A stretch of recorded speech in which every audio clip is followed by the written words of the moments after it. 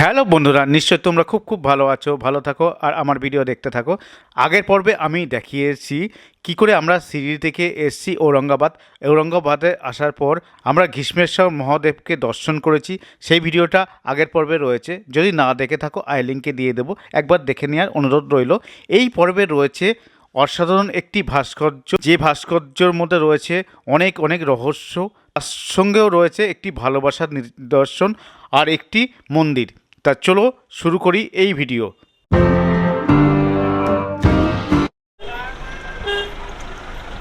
ওই দূরে দেখা যাচ্ছে মন্দিরের চূড়া।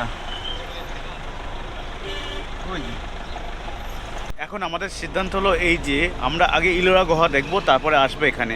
কেননা এখানে এখন 12টা থেকে 12:30টার সময় বন্ধ থাকে, আর বললো ভিড়টা এখন অনেক মারাত্মক লেভেলে, 3-4 ঘন্টা লেগে যাবে, আগে ওটা দেখে এখানে আসো।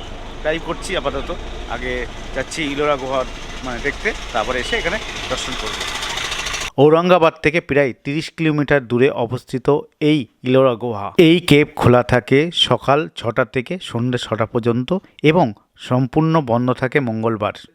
এই কেপে ঢুকবার জন্য ভারতীয়দের জন্য 40 টাকা টিকিট এবং ফরেনারদের জন্য 600 টাকা টিকিট। এই ইলোরা গুহার মধ্যে টোটাল 105টি কেপ রয়েছে, কিন্তু বর্তমানে 34টি খোলা রয়েছে, মানে সবাই দর্শন করতে পারবে মাত্র 34টি গুহা। এই গুহার মধ্যে বৌদ্ধ, হিন্দু, জৈন ধর্মের নিদর্শন পাওয়া যায়। যেমন 1 থেকে 12 বৌদ্ধ কেপ এবং 13 থেকে 29 হলো হিন্দু কেপ এবং 30 থেকে 34 নম্বর কেপটা হলো জৈন কেপ। হ্যালো, দেখছেন এখন রয়েছি আপাতত ইলোরা গুহাতে। ইলোরা গুহা আসলাম, 40 টাকা নিল পার পার্সন, 40 টাকা করে নিল। আর এখানে কিন্তু গাইড এবং গাড়ি ঘোরানোর ব্যবস্থা আছে, সেটা বললো 200 টাকা পার পার্সন। জানি না কোন দিকে গাড়িতে ঘোরাবে, এইসব দিকে তো গাড়িতে ঘোরানোর কোনো ব্যবস্থা নেই, দেখতে পাচ্ছি দেখছেন। আর এদিকে দেখুন পুরো কি সুন্দরভাবে সাজানো রয়েছে চারিদিকটা। আমাদের অল্প টাইম ছিল, সেই জন্য আমরা মাত্র একটি গুহা দর্শন করতে পেরেছি, যা নম্বর হলো 16। সেটি হলো কৈলাস মন্দির। এই পাহাড়ের 16 নম্বর গুহায় রয়েছে এক রহস্য মন্দির। অনেকেই বিশ্বাস করেন এই মন্দির কোনো মানুষ তৈরি করেনি, তৈরি করেছে অদৃশ্য কোনো শক্তি। এটি দেখছেন, এটি একটি পাহাড় ছিল। এই পাহাড়ে প্রায় 20 লাখ টন পাথর ছেনি আর হাতুড়ি কেটে কেটে এই মন্দিরটি তৈরি করা হয়েছে, যা নিজের চোখে না দেখলে বিশ্বাস করা সম্ভব নয়। শুধু তাই নয়, এখানে যে 20 লক্ষ টন পাথর কাটা হয়েছিল, সেই পাথর খণ্ডগুলো এর আশেপাশে কিন্তু পাওয়া যায় না। তাহলে এই পাথরগুলো কোথায় হারিয়ে গেল, আর এই পাথর খণ্ডগুলো কোথায় উধাও হয়ে গেছে কেউ বলতে পারে না। নাকি তাদের কাছে এই সময় কোনো কিছু এমন অত্যধিক মেশিন ছিল যেগুলো এই পাথরগুলোকে গুঁড়িয়ে মাটির সঙ্গে মিশিয়ে দিয়েছিল। বিষয়টি কিন্তু রহস্যময় ছিল। এই পাথরগুলো কোথায় গেছে তার সঠিক ব্যাখ্যা এখনও বিজ্ঞানীরা বলতে পারেনি। 1500 বছর আগেকার এই স্থাপত্য শিল্প দেখে মনে হবে না যে তখনকার দিনে এই শ্রেণী হাতুড়ি দিয়ে তৈরি হয়েছে, মনে হবে আধুনিক কোনো যন্ত্র দিয়ে তৈরি করা হয়েছে। এই কেপগুলো সব তৈরি হয়েছিল 6ষ্ঠ থেকে 10ম শতাব্দীর মধ্যবর্তী অংশে। রাষ্ট্রকূটদের সময় তৈরি হয় হিন্দু এবং বুদ্ধিস্ট কেপগুলো 7ম থেকে 8ম বা 9ম শতাব্দীর মধ্যে, আর তারপরে 10ম শতাব্দীর মধ্যে তৈরি হয় জৈন কেপ। ইলোরাতে ঢুকেই সামনেই পড়বে হলো কৈলাস কেপ। পৃথিবীর একটি অন্যতম সেরা স্থাপত্য হলো এই কৈলাস কেপ।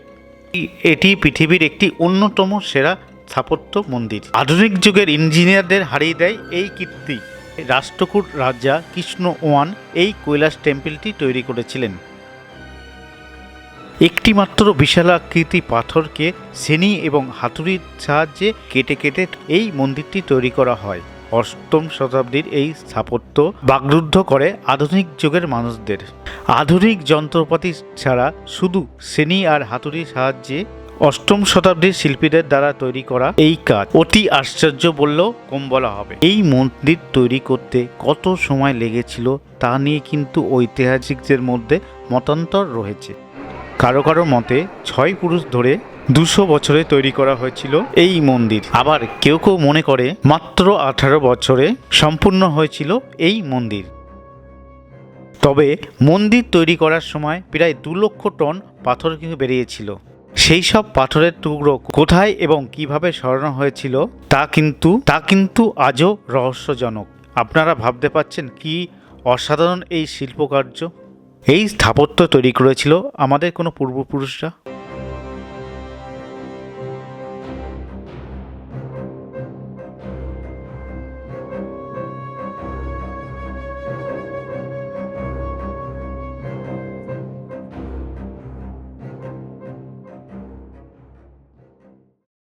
আর সুন্দর লাগছে, ক্ষেপের মধ্যে দারুণ দারুণ, সত্যি অসাধারণ।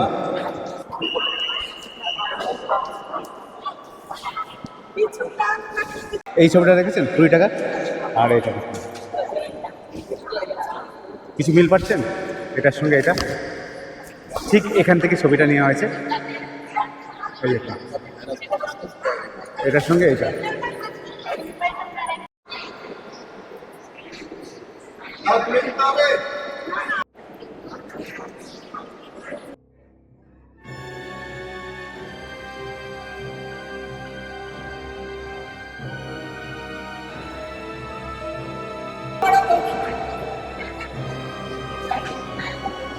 বিষ্ণু, এটা বিষ্ণু, বিষ্ণু মূর্তি। এটা লক্ষ্মী নারায়ণ, এই দেখুন লক্ষ্মী আর নারায়ণ বসে রয়েছে। এটা লক্ষ্মী নারায়ণ, ওখানে শিব পার্বতী ছিল।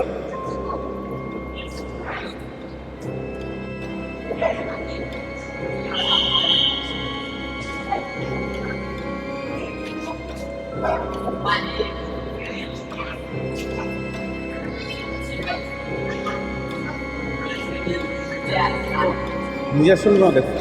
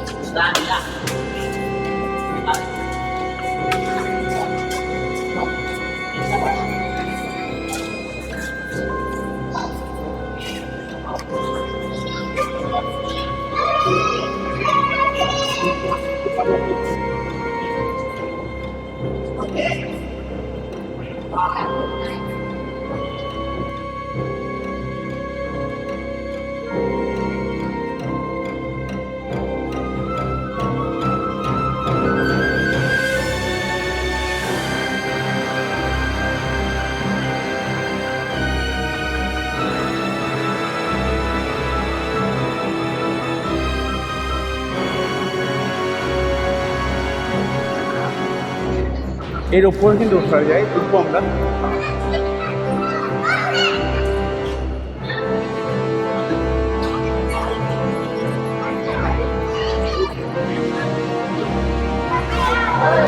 এবার উপরে উঠবো, চলো উপরে উঠি আমি।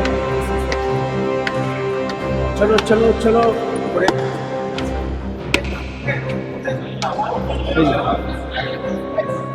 অন্ধকার তো, এখানে কিছুই নেই।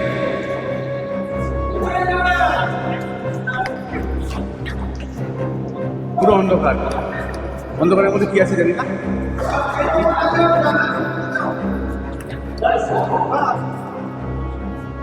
ইয়াসে ওপর জানা কে রাস্তা না, ইয়াসে ওপর দেখছেন। এখন রয়েছে তো ইলোরা গুহা, ইলোরা গুহা এবার উপরে উঠে দেখুন। আর সত্যি সুন্দর লাগছে, এটা না আসলে মিস করতাম। আর আমাদের তো বললাম না টাইমটা একটু অল্প, সেই জন্য হয়তো সবটুকু ভালোভাবে দেখতে পাবো না। যতটুকু দেখতে পাই ততটুকুই আপনাদের দেখাবো। উপরের দিকে উঠি, চলো এখান থেকে একবার দেখাই আপনার।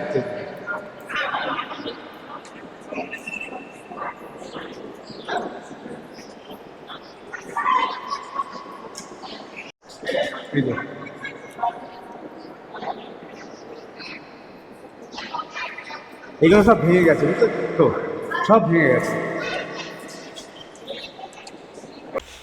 সামনে এটা দেখছেন, এখানে রামায়ণের কাহিনী রয়েছে, উল্টো দিকে মহাভারতের কাহিনী রয়েছে। এখানে জুতো খুললাম, জুতো খোলার পর যাচ্ছি এখন ভেতরে খুলবো। ভেতরে কি আছে আমার জুতো খুলে ক্লোজ করছে।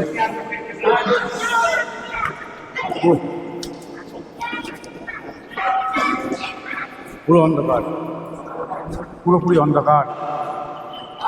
ও শিবের ময়া আছে।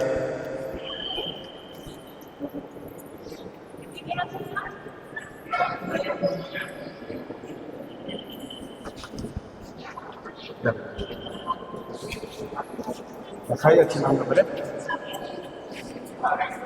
শিব ঠাকুর আছে, শিব ঠাকুরের একটা মূর্তি আছে। ওম নমঃ শিবায়। এটা একটু বাইরে বেরিয়েছে।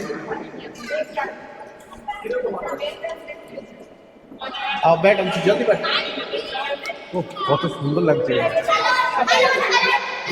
অসাধারণ লাগছে।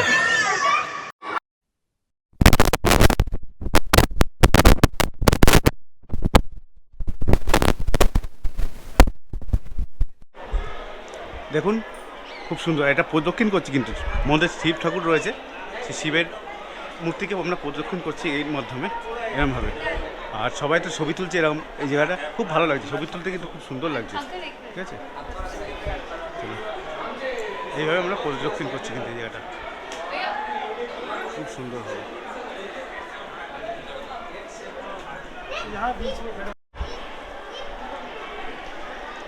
ওই কয়েকগুলো সব বন্ধ আছে, বুঝলেন তো। আর এইদিকে দেখুন, দেখুন শিব মন্দির।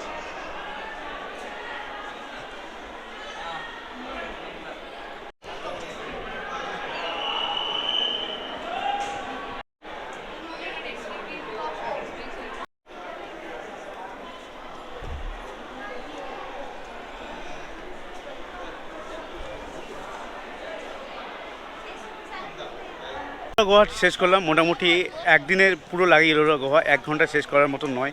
যেটুকুনি পারলাম সেটুকুনি দেখলাম আর তোমাদেরকেও সেটা দেখালাম। ইলোরা গুহা আসতে হলে একদিন পুরো দেখতে হবে। আর তোমরা যদি মনে করো একদিনে থাকবো, একদিন দেখবো এখানে, তা এখানে মন্দিরের আশেপাশে অনেক হোটেল আছে, এখানে হোটেলে থাকতে পারো, থেকে ইলোরা গুহা এবং মন্দির দর্শন করতে পারো। আর যাক, এই হলো ব্যাপার। আর আমরা 1 ঘন্টার মধ্যে মোটামুটি 1 থেকে 1.5 ঘন্টার মধ্যে মানে 1 থেকে 1.5 ঘন্টার মধ্যে দেখলাম, যতটা দেখতে পেলাম সেটাই দেখালাম তোমাদেরকে। এখন মন্দিরে যাব, দেখা যাক। আর মন্দির তো বললো 10, এখানে ম্যাপ আছে, ম্যাপ দেখে আপনারা যেতে পারবেন। কত বড়, বুঝতে পারছেন কত জায়গা। আমাদের হাতে খুব টাইম কম, এই জন্য আমরা একটি হনুমান মন্দির এবং এরপর বিবিকে মকবরা, এই দুটো জিনিসই দেখতে পারবো। আমরা দুর্গটা স্কিপ করলাম, অনেক কিছু স্কিপ করলাম, তার মধ্যে দুর্গটা একটা ভালো জিনিস ছিল, সেটা স্কিপ করতে হলো। এটা একটা হনুমান মন্দির, সেখানে এসেছি। ঔরঙ্গাবাদ ট্যুর করছি, ঔরঙ্গাবাদ তো এখন ঔরঙ্গাবাদ না।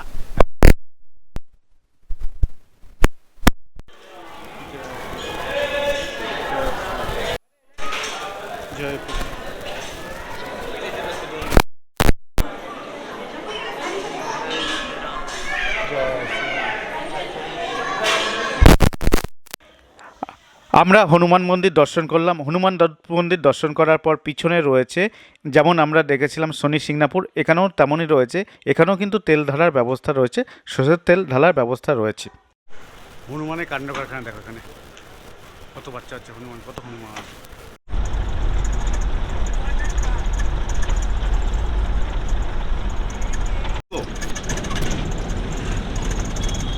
ওই যে ওপরে,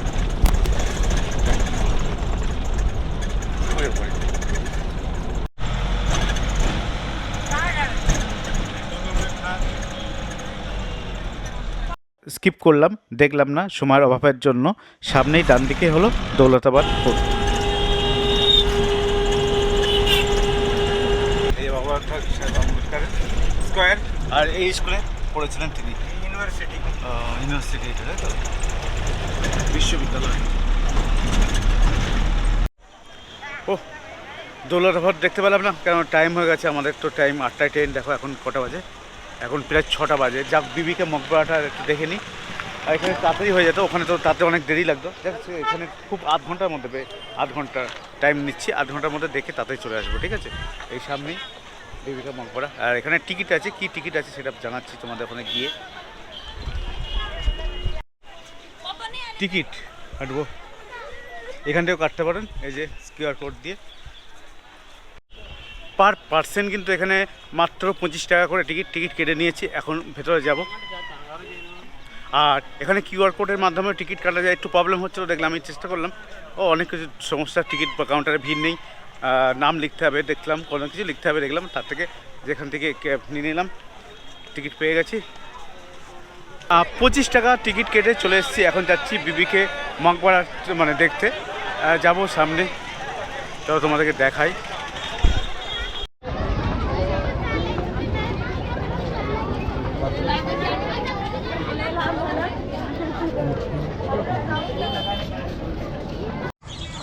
এই জায়গাটা দেখছেন পুরো তাজমহলের যেরকম আগে তেমনই রয়েছে। এটা করেছিলেন ঔরঙ্গজেব তার বিবির স্মৃতির উদ্দেশ্যে, বিবিকে মকবরে এর নাম।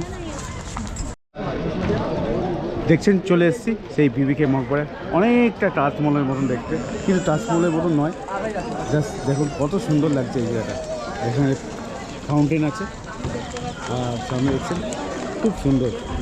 আমি তো তাজমহলের ভিডিও আগে দেখিয়েছি, আর এই অবস্থা চারিদিকটা দেখুন, অনেকটা কিন্তু সুন্দর, খুব ভালো লাগলো এখানে আসতে পেরে।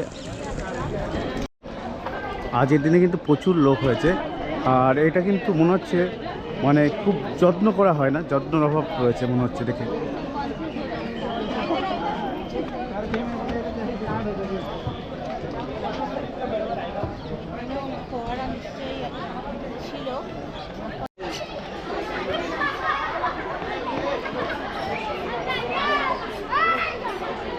খুব সুন্দর নিদর্শন, কিন্তু ভগ্নপ্রায়, মানে খুব যত্নআত্তি কমই হয়।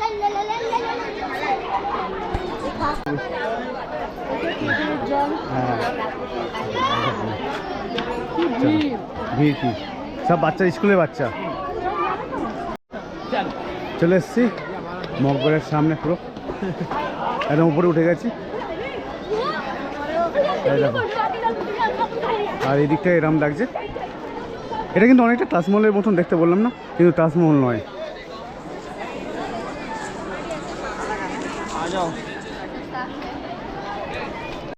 মকবরা সব তথ্য রয়েছে দেখতে। আর কাজগুলো দেখো, দেয়ালে কাজগুলো দেখো।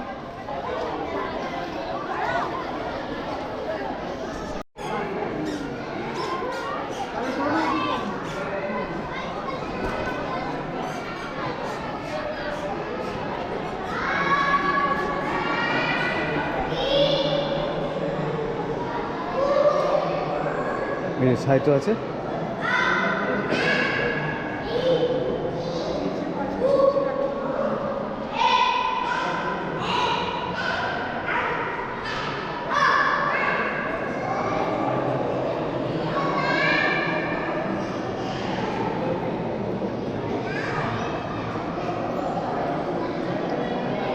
ভিতরেই হবে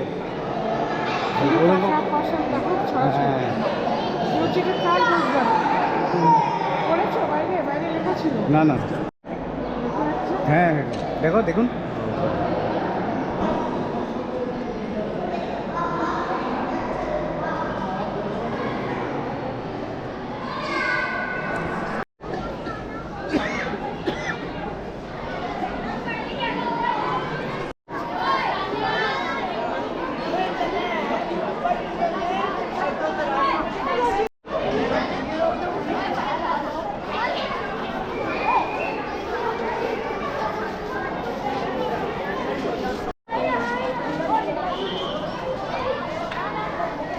भैया। Hello hello. स्कूल से आए हो? Hello hello. तो हेलो दाई का जोड़ेंगे। हेलो